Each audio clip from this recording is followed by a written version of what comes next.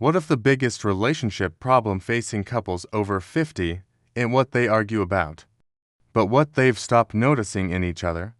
What if resentment, the quiet kind that grows slowly year after year, has almost nothing to do with conflict and everything to do with a hidden pattern that begins decades before either spouse realizes it? Today, we're uncovering 7 reasons women begin to resent their husbands as they age, and more importantly, how to fix each one before it's too late. But before we get to the reasons, there's a deeper question most couples never ask: when did the shift start, and why did neither partner see it coming? The roots of this issue rarely begin after 50. In fact, researchers studying long-term marriages at the University of Michigan discovered something surprising. The foundation of later resentment is usually laid in early adulthood, long before anyone has wrinkles, gray hair, or a retirement plan. In the first years of adulthood, women are more likely to take on emotional labor, remembering birthdays, planning schedules, managing the household atmosphere, while men often assume that functional tasks like finances or repairs balance things out. But emotionally, they don't. These invisible responsibilities build expectations that neither person talks about. And because everyone is younger then, full of energy and optimism, no one notices the imbalance. Not yet. Then, slowly, something shifts in the 40s. This is where the first cracks appear, but they're disguised. Women begin experiencing physical, hormonal, and emotional changes per menopause, stress from adult children, aging parents, career plateaus. Men often go through their own changes too. But the difference is this: women tend to internalize the emotional load, while men often try to solve problems logically. American relationship surveys show that nearly 62% of women in their 40s report feeling unseen in their marriage, though only 27% have ever said this out loud to their spouse. The resentment is not fully formed yet, but the early clues are there: shorter conversations, accidental irritations, less teamwork, more disconnection. Both partners feel the tension, but neither understands where it's coming from. Then comes the decade after 50, the period most couples underestimate. Life changes rapidly here: retirement, health shifts, lifestyle adjustments, and emotional patterns become magnified. If communication had small fractures before, now those fractures deepen. If household responsibilities were uneven before, now they become impossible to ignore. And if appreciation was scarce, now it feels like a drought. Women over 50 in large national aging surveys consistently show a pattern. They feel overburdened by invisible responsibilities while feeling undersupported emotionally. Meanwhile, men often feel blindsided. They don't see the resentment building because it grows silently, not through fights, but through withdrawal, disappointment, or unspoken expectations. Then comes the breaking point, the moment the problem becomes visible. It might look like a sudden argument, but it's rarely sudden. It might look like emotional distance, but that distance has been widening for years. For some couples, the breaking point emerges when retirement begins.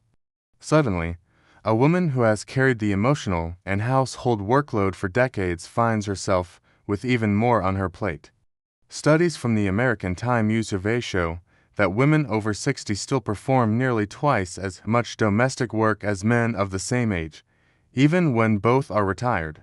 For others, the breaking point appears when health issues arise. A woman may feel she is expected to become a caretaker on top of everything else, an exhausting role that amplifies years of unnoticed effort. And the fallout, it affects everything: emotional closeness, intimacy, financial decisions, even lifestyle habits. Couples may sleep in separate rooms, spend less time together, argue over small things, or avoid deeper conversations. Some women report feeling more like their husband's nurse than their partner. Men often feel confused, defensive, or hurt, not understanding where the resentment came from. The emotional distance becomes routine, and routine becomes the new normal. What makes it worse are the failed fixes, those old pieces of advice that seniors were told decades ago. Advice like just let things go, men are just like that, or after 50, passion fades anyway.